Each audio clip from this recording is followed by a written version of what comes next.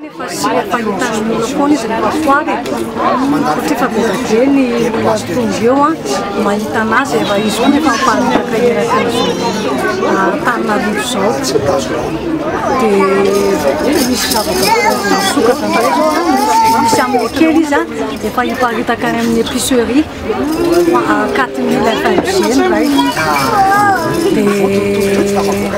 zao zao misy foary dia afaka misy usine zany mora dia toa amin'ny 5 ny kely misy izy micron lehibe dia amin'ny 5 ny atsasany misy karazany maro tena fotoanty sira varotany ity zany izy dia mampirina tsara amin'ny raha izy olona izay misy problème momba ny cholestérol, diabétique, resaka momba ny rein, resaka momba problème amin'ny fo dia mety aminy daholo. Mampirina tsara zany mahatonga ny tovodra tsy manan-kery satria manala ny sakasakana rehetra amin'ny tovodra izy. Inona no mampiavaka anazy io amin'ilay siratany hoe amidin'ny olona any amoron-dalana ireny? Mampiavaka anazy